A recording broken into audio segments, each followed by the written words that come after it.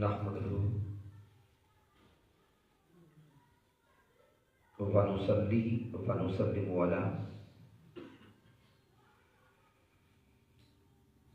سيدنا ومولانا محمد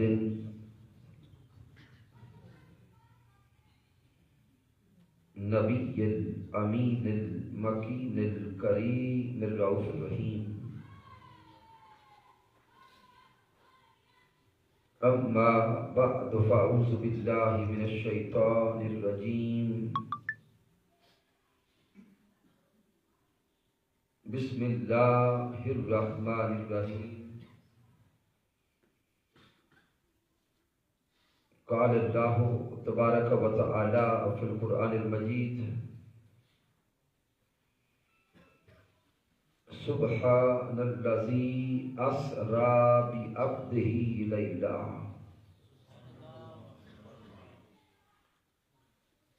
وقال الله تبارك وتعالى في المقام الآخر: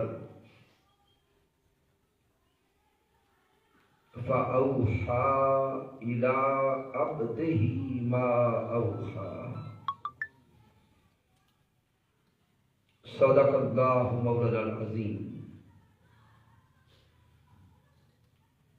إن الله وملائكته يصلون على النبي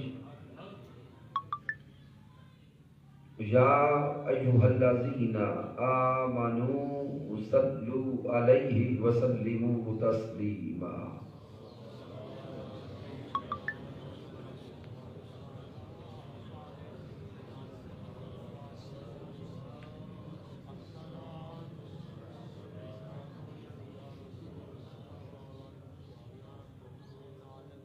اللہ رب العزت کی توفیق سے اور تاجدار کائنات صلی اللہ علیہ وآلہ وسلم کے نعلین پاک کے تصدق سے زندگی میں ایک بار پھر 64 شاہ کی اس عظیم جامع مسجد نورانی میں ہمیں نور والے کے ذکر کی سعادت نصیب ہو رہی ہے.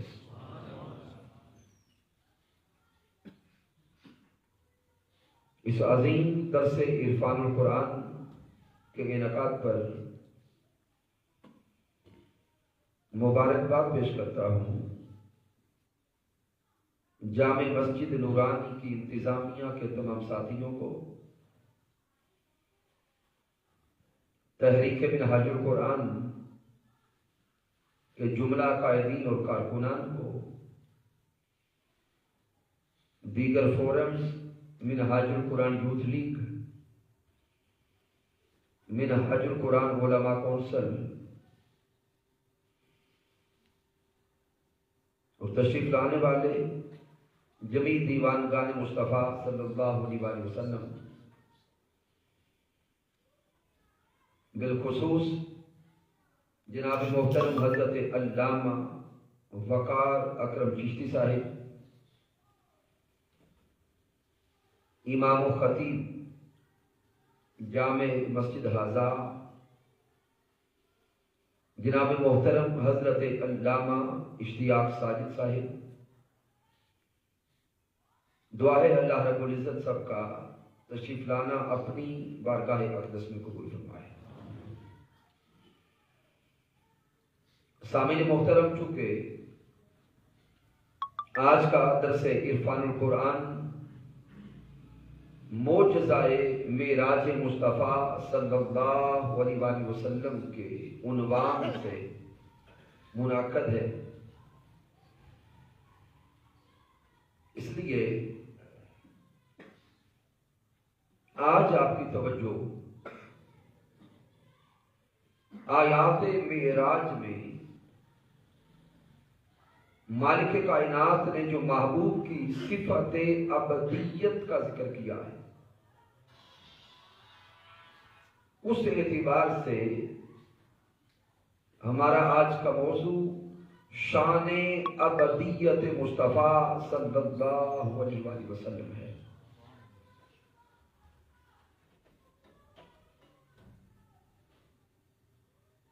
سامعین،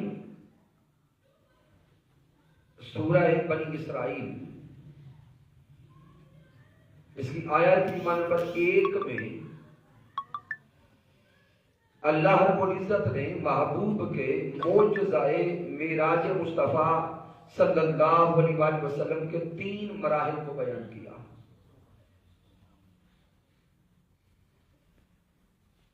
لیکن مالک کائنات جب بیان کرتا ہے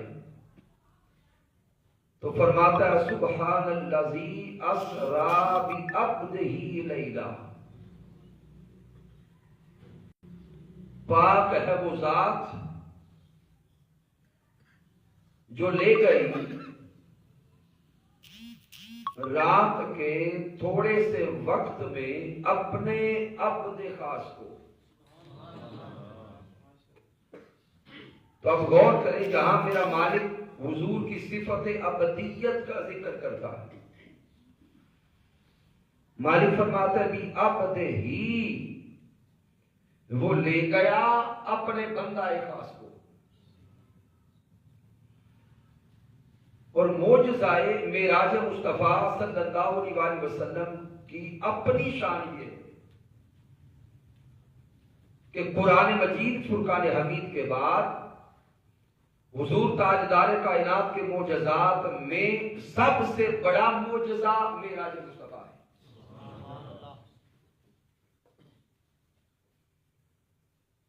تو سامعین، شب معراج مصطفیٰ آقا تاجدار کائنات کو رفعتیں ملی، آقا تاجدار کائنات کو مزید شانیں ملی۔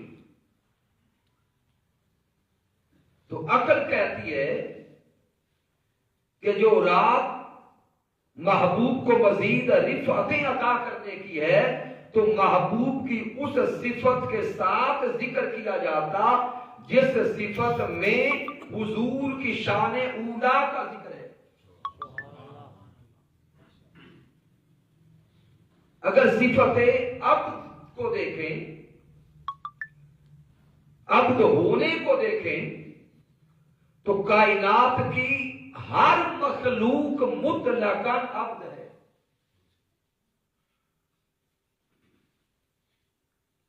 ہر مخلوق بھی عبد، ہر انسان بھی عبد، ہر نبی بھی عبد، ہر رسول بھی عبد۔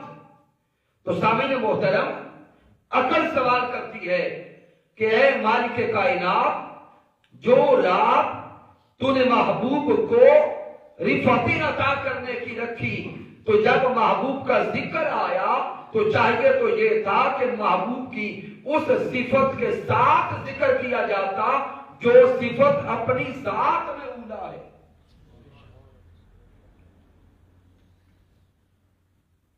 یعنی بندوں میں انبیاء کو دیکھیں تو عام انسانوں اور بندوں سے انبیاء کی شان افضل ہے۔ تاجدار کائنات نبی بھی ہیں، اور انبیاء میں دیکھیں تو رسولوں کی شان انبیاء سے افضل ہے۔ تاجدار کائنات رسول بھی ہیں، اور جبھی رسولوں میں دیکھیں تو 5 اعلیٰ درجے کے اولو العزم پیغمبر اور رسول ہیں۔ تاجدار کائنات ان 5 میں بھی سب سے اعلیٰ ہے۔ تو مالک کائنات جب معراج مصطفیٰ صلی اللہ علیہ وسلم کا ذکر قرآن میں کرتا ہے تو رب یہ نہیں فرماتا سبحان الذی اسری بنبیہ، کہ پاک ہے وہ ذات جو اپنے نبی کو لے گئی۔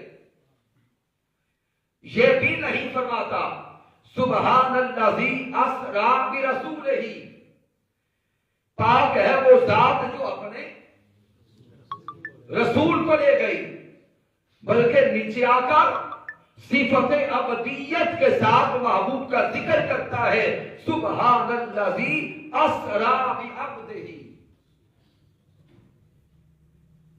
سامعین محترم، یہاں پر تاجدار کائنات صلی اللہ علیہ وسلم کی صفت ابدیت کو لانے کے کئی اسباب ہیں۔ کئی راز ہیں اور کئی حکمتیں.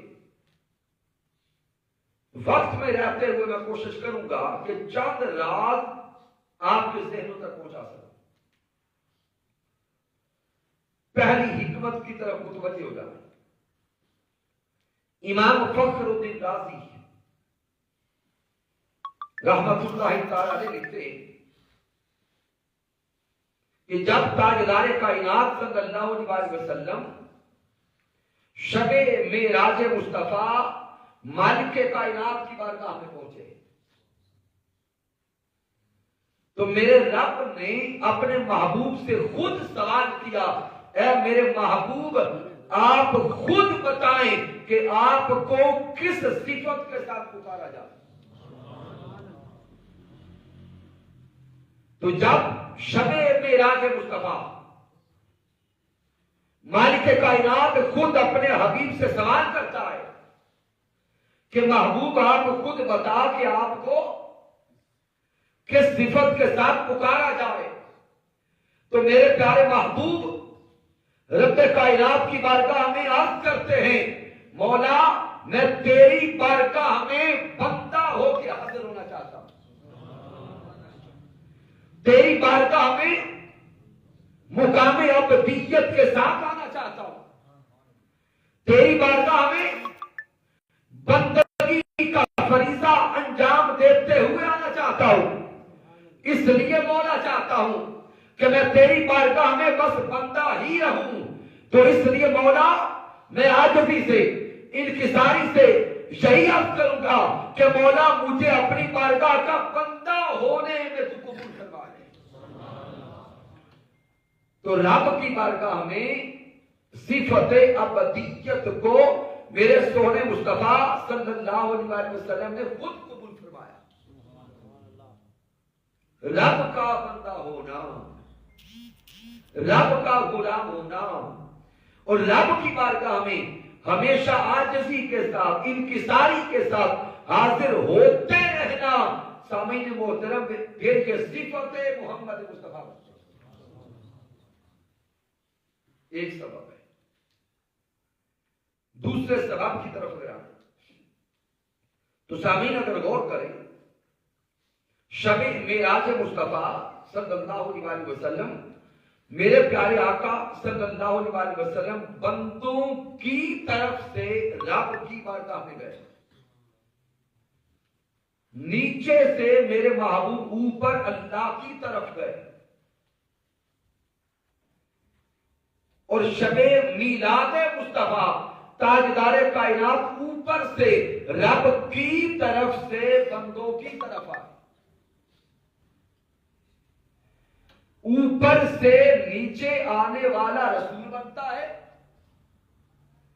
اور نیچے سے اوپر جانے والا بندہ بنتا ہے. شب میلاد مصطفیٰ تاجدار کائنات رب کی طرف سے، سمجھ آ رہی ہے تو بولو گے. شب میلاد مصطفیٰ میرے آقا اللہ کی طرف سے بندوں کی طرف آئے. تو جب وہاں سے آئے شان رسالت کے ساتھ آئے.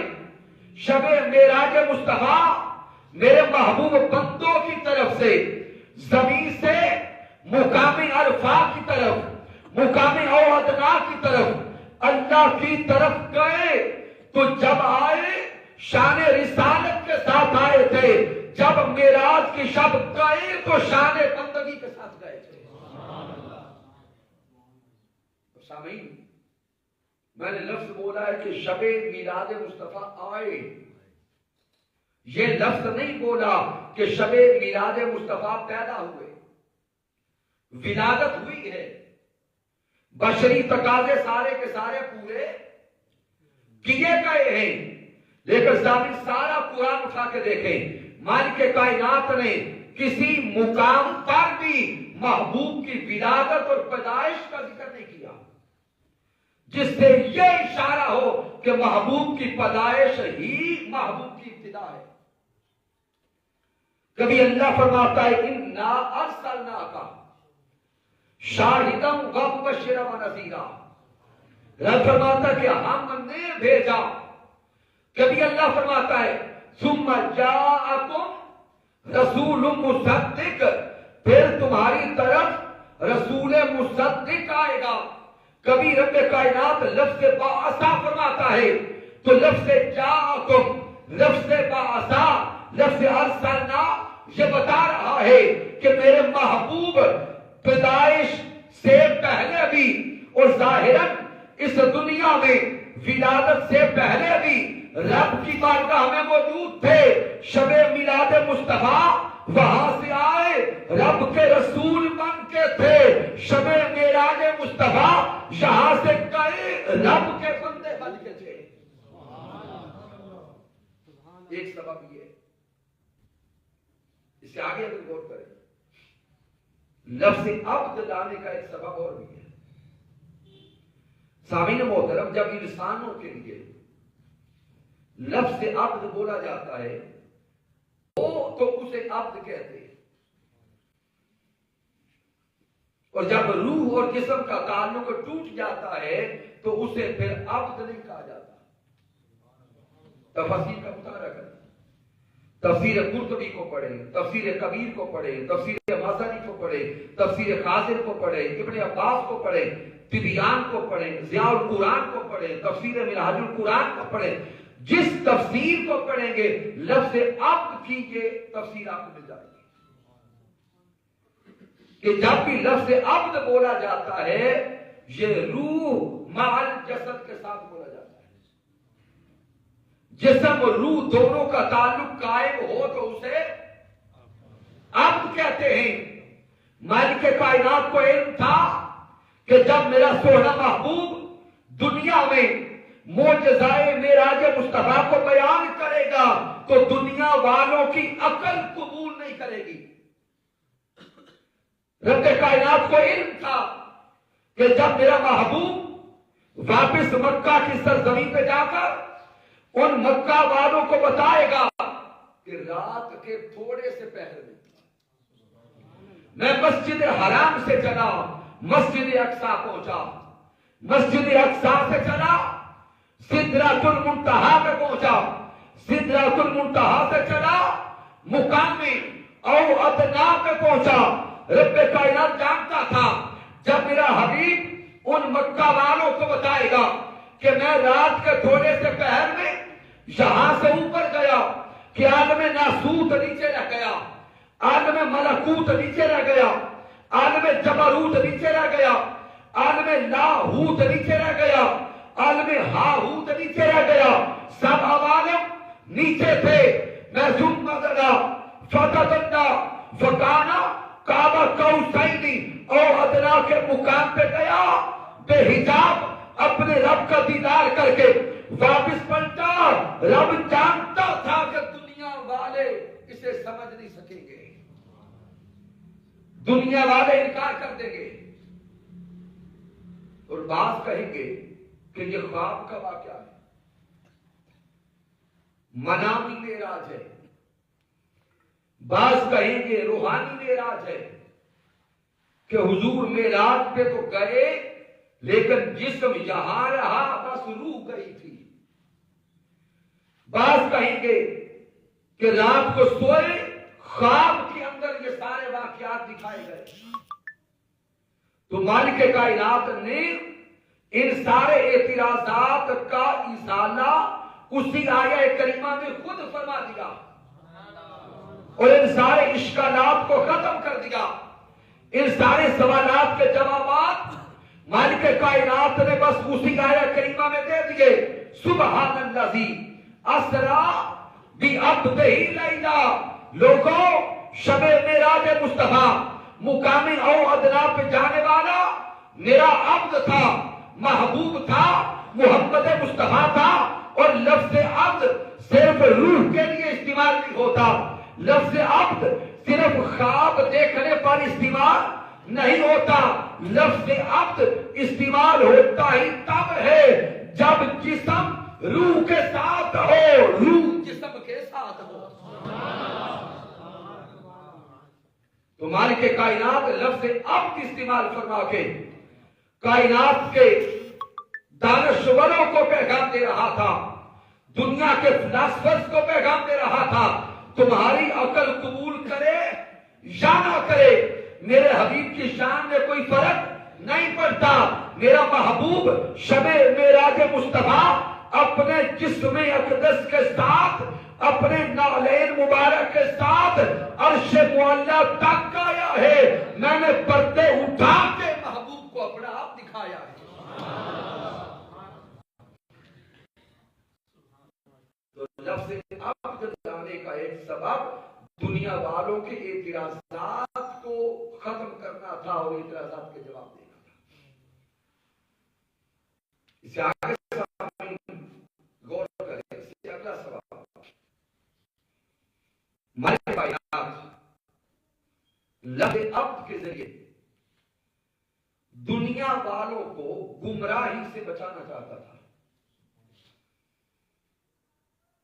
کیوں؟ اس سے پیچھے انبیاء کرام کی سیرت کا اور انبیاء کی زندگیوں کا مطالعہ کریں۔ کتنے انبیاء ایسے ہیں کہ جب اللہ رب العزت نے ان انبیاء کو معجزات عطا کیے، کمالات عطا کیے، تو وہ جو اپنے ماننے والے تھے وہ بھی ایک جہت میں گمراہی کی طرف چلے گئے، ماننے میں غلو کر بیٹھے اور اپنے ہی انبیاء کو خدا کا بیٹا بنا دیا۔ معاذ اللہ، یہ پیچھے آپ دیکھتے جائیں،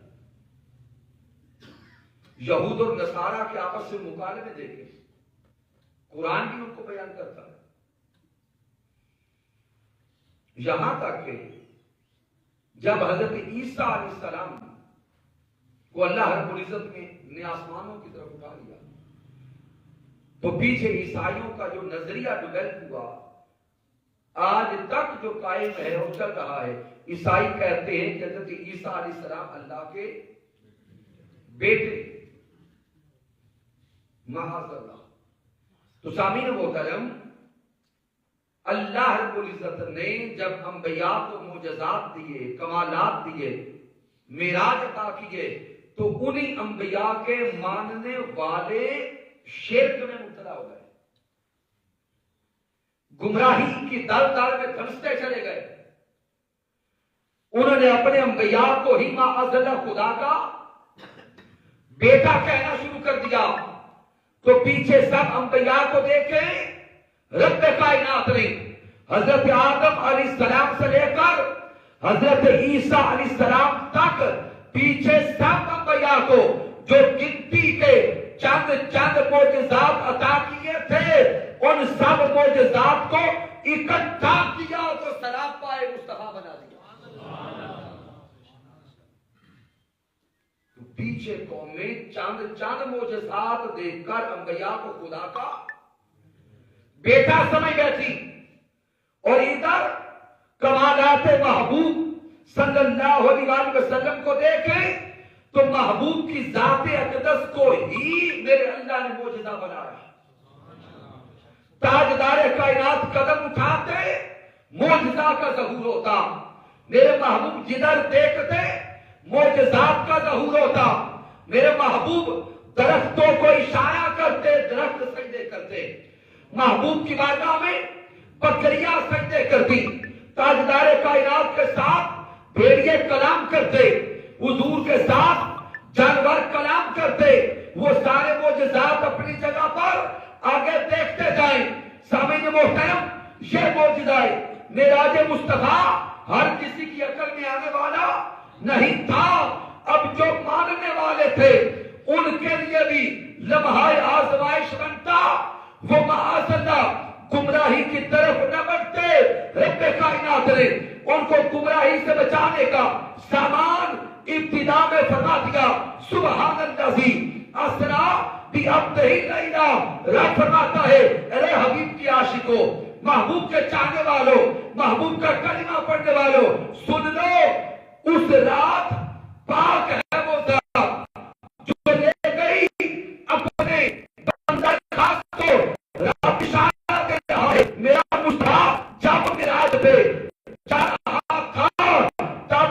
میرا بندہ تھا، جب واپس پلٹ کے آ رہا تھا تب بھی میرا بندہ تھا۔ نعرہ تکبیر، اللہ اکبر، نعرہ رسالت، جشن عید میلاد النبی۔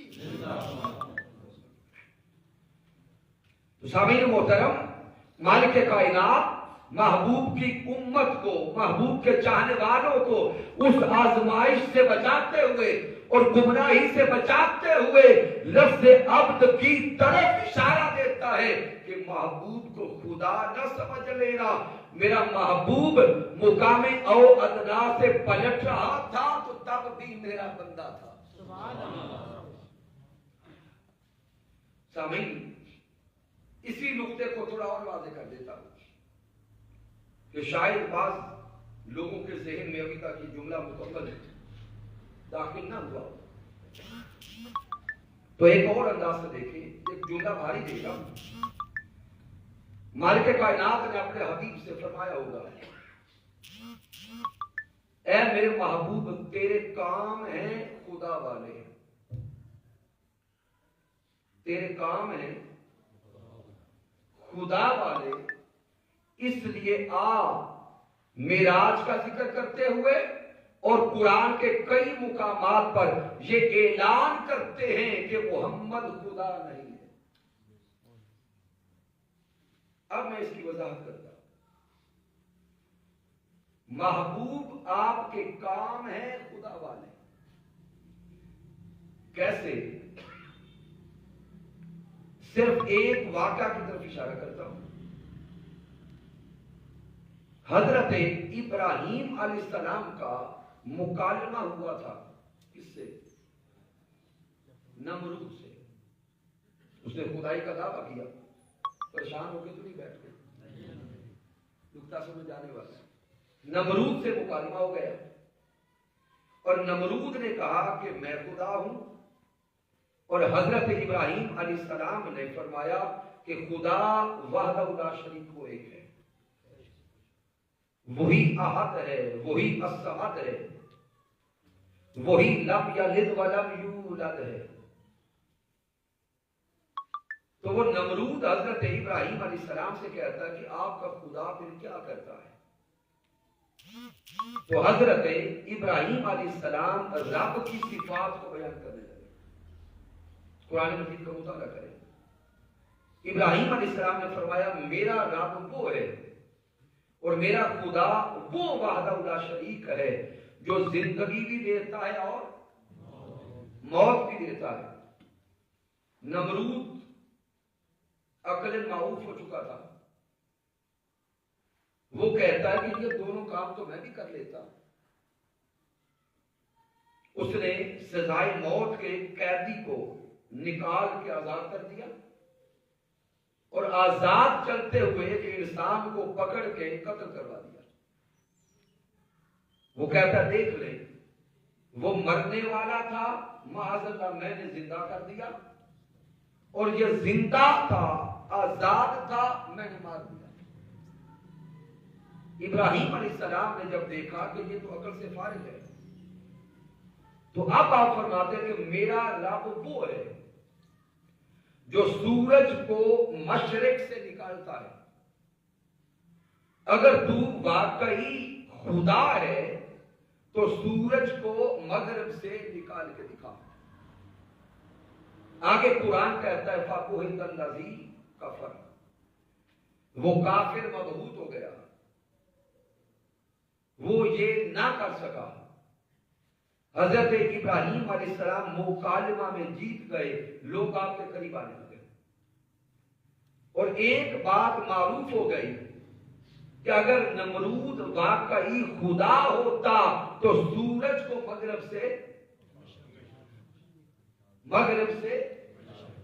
نکال دکھاتا، کیونکہ ابراہیم علیہ السلام نے فرمایا تھا میرا رب تو مشرق سے نکالتا ہے۔ تو یہ بات معروف ہو گئی اور لوگوں نے یہ نقطہ ذہن میں بٹھا لیا کہ اگر نمرود واقعی خدا ہوتا تو سورج کو مغرب سے نکال لیتا، اور یہ نقطہ اس وقت مزید پختہ ہو گیا جب مالک کائنات نے ان کلمات کو قرآن کا حصہ بنا دیا۔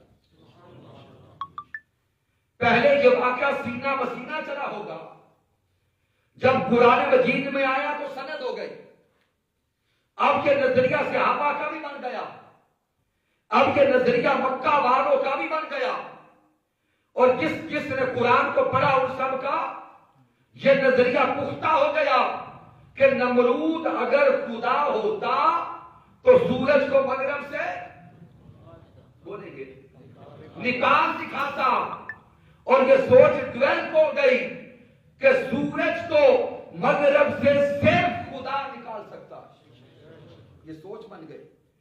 لیکن سامعین دیکھتے دیکھتے مولا علی شیر خدا کی نماز اثر رہ گئی۔ میرے آقا صلی اللہ علیہ وسلم نے فرمایا ہوگا علی سورج تو ڈوب گیا، اب ادا کا تو وقت نہ رہا، علی قضا کر لے۔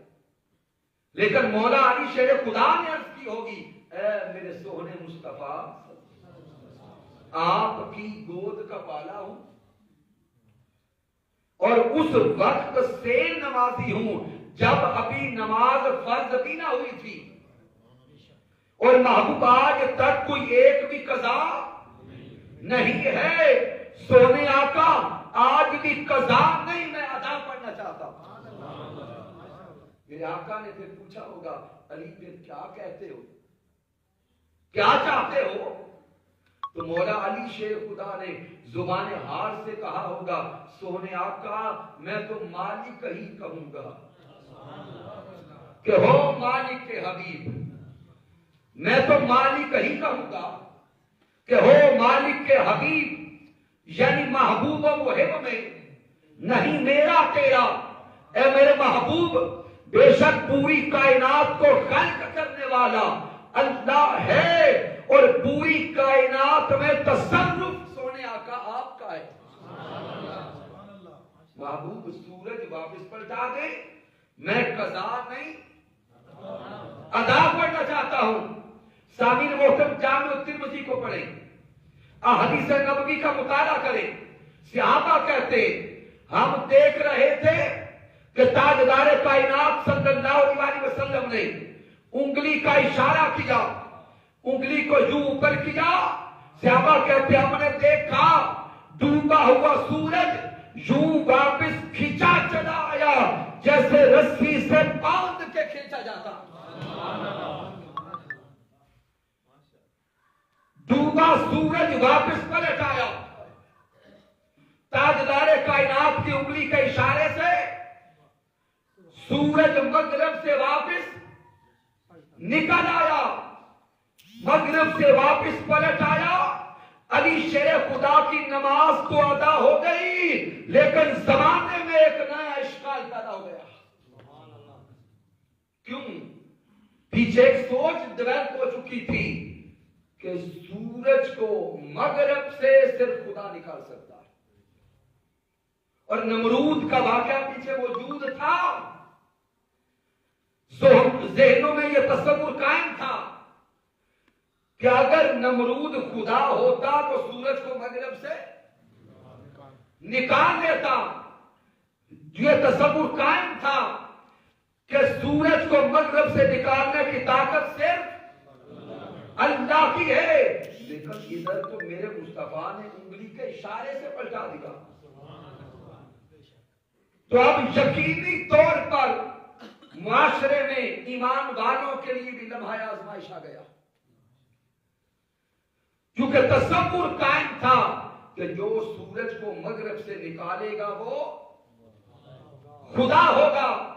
تو جب یہ تصورات موجود تھے، مالک کائنات نے ان اشکالات کو دور کرنے کے لیے، مسلمانوں کو گمراہی سے بچانے کے لیے جہاں جہاں پر بھی پھر ان معجزات کا ذکر کیا، ساتھ محبوب کی صفت ابدیت کا ذکر کیا ہے۔ یہی سبب ہے شاہ میرا فرماتا ہے سبحان الذی اسریٰ بعبدہ لیلا، ارے لوگوں میرے مصطفیٰ کے معجزات کو دیکھ کر، مصطفیٰ کے کمالات کو دیکھ کر مصطفیٰ کے معجزائے معراج کو دیکھ کر میرے مصطفیٰ کو خدا نہ سمجھ بیٹھنا.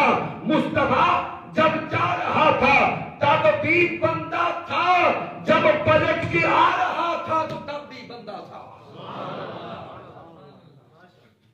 تو اس لیے میرے مولا نے فرمایا ہوگا محبوب تیرے کام ہیں خدا والے، اس لیے اعلان کر دیتے ہیں کہ میرا محبوب خدا نہیں ہے، یہ میرا بندہ ہے. اس کو خدا نہ سمجھنا. خدا وحدہ لا شریک، وہ ایک ہے، وہی رب ہے، وہی خالق ہے، وہی مالک ہے. سامعین اس وجہ سے بھی یہاں پر لفظ عبد لایا گیا. جب یہ چند نکات یہاں سمجھ گئے تو اب سامعین غور کریں. میرے اللہ نے جہاں پر بھی تاجدار کائنات صلی اللہ علیہ وسلم کی صفت عبدیت کو بیان کیا ہے تو صرف عبد نہیں کہا، عبد ہی فرمایا ہے. سبحان الذی اسریٰ بعبدہ، خاص بندہ، میرا بندہ. سامعین توجہ طلب نکتہ یہ ہے کہ محبوب تاجدار کائنات کی یہ صفت عبدیت اتنی کامل ہو چکی تھی کہ صفت عبد کو جہاں بیان کیا محبوب کی ذات کے لیے وہاں پھر حضور کا نام ذکر کرنے کی ضرورت نہیں پیش آئی. مثلاً تفاسیر کا مطالعہ کر لیں. اب یہاں پر جو فرمایا سبحان الذی اسریٰ بعبدہ تو لفظ بعبدہ جو ہی آیا دھیان کدھر گیا؟ حضور تاجدار کائنات صلی اللہ علیہ وسلم کی طرف. دوسری آیت کو پڑھے فَأَوْحَا إِلَىٰ عَبْدِهِ مَا أَوْحَا، اس نے وحی کی اپنے بندے کی طرف جو وحی کی. یہاں بھی جب لفظ بعبدہ آیا دھیان فوراً محبوب کی طرف گیا. تو سامعین محترم پتہ چلا کہ حضور کی صفت عبدیت اتنی معروف ہو چکی تھی، اتنی کامل ہو چکی تھی کہ اب صفت عبدیت کا جہاں بھی ذکر آتا دھیان سونے مصطفیٰ کی طرف. اور اسی قرآن کا مطالعہ کرے. مالک کائنات نے اسی قرآن مجید میں کئی انبیاء کرام کی جب صفت عبدیت کا ذکر کیا ہے ساتھ ان کا نام بھی لیا ہے. سورہ صاد کا مطالعہ کریں. میرا اللہ فرماتا ہے وَاذْكُرْ عَبْدَنَا داؤد، اور ذکر کرو عبدنا ہمارے بندے داؤد علیہ السلام کا. وَاذْكُرْ عَبْدَنَا ایوب، صفت عبدیت کے ساتھ حضرت ایوب علیہ السلام کا نام دیا گیا. پھر سورہ مریم کو پڑھیں. میرا اللہ فرماتا ہے ذکر و رحمت ربک عبدہ زکریا، زکریا علیہ السلام کی صفت عبدیت کو بیان کیا ساتھ ان کا ذاتی نام دیا گیا.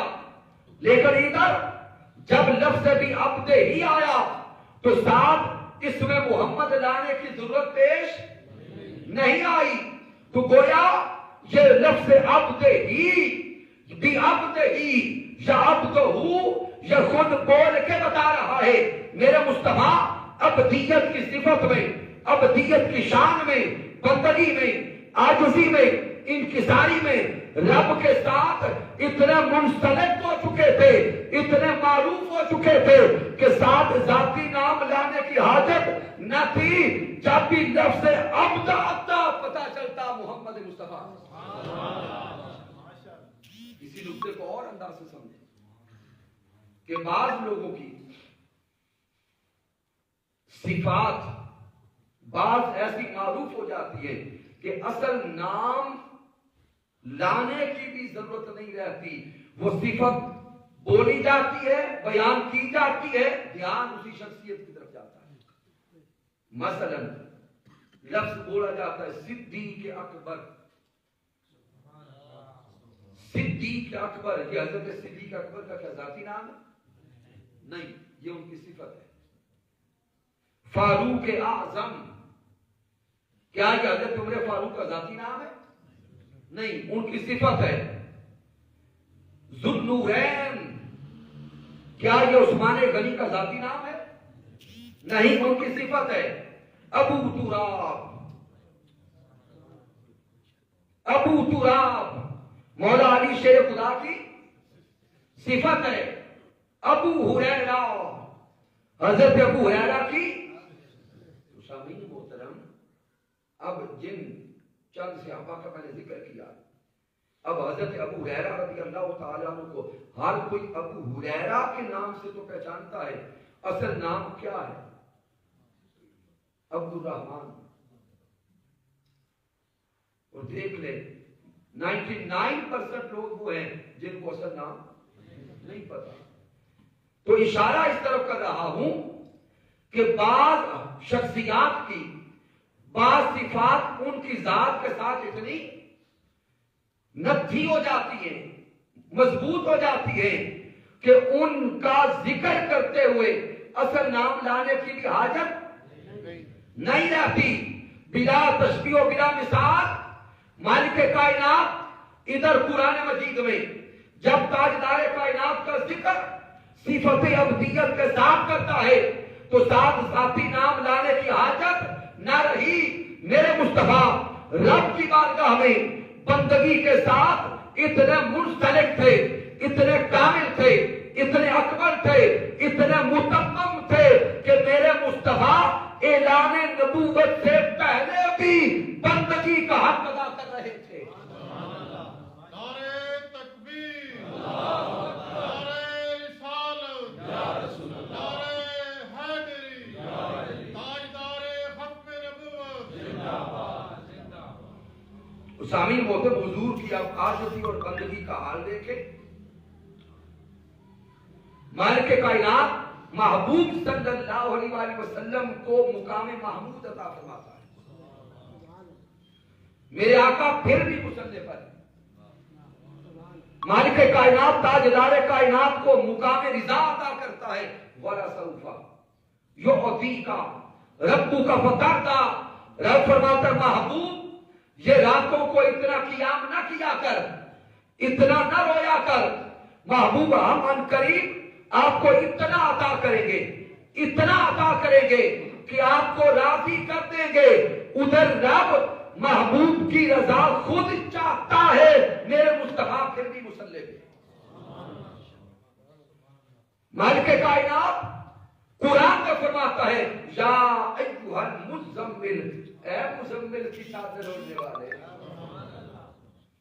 قم اللیل الا قلیلا، اے محبوب ساری رات مصلی پہ کھڑا نہ ہوا کر، نصف ہوا بالکل منہ قلیلا، سونے ساجن یہ قیام آدھا کر لے، آدھے سے بھی آدھا کر لے، کچھ بنا لے، دن کرے تو گھٹا لے۔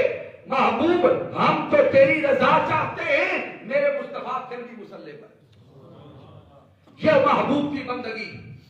اور ادھر سے عرض کرتے سونے آقا رب تو آپ کی رضا چاہتا ہے، لیکن آپ پھر بھی ساری رات مصلی پہ رہتے ہیں، ساری رات گریہ ازاری کرتے، ساری رات اس کی بارگاہ میں روتے، ساری رات مولا کی محبت اور عشق میں آنسو بہاتے۔ اے سونے آقا جب رب آپ کو مقام محمود عطا کر رہا ہے، آپ کو مقام شفاعت عطا کر رہا ہے، آپ کی رضا کا طالب ہو رہا ہے، پھر یہ ساری رات مصلی پہ کیوں کھڑے رہتے ہیں؟ تو میرے حضور فرماتے ہیں افلا اکون عبدا شکورا، کیا میں اپنے اللہ کا شکر گزار بندہ بھی نہ بنوں؟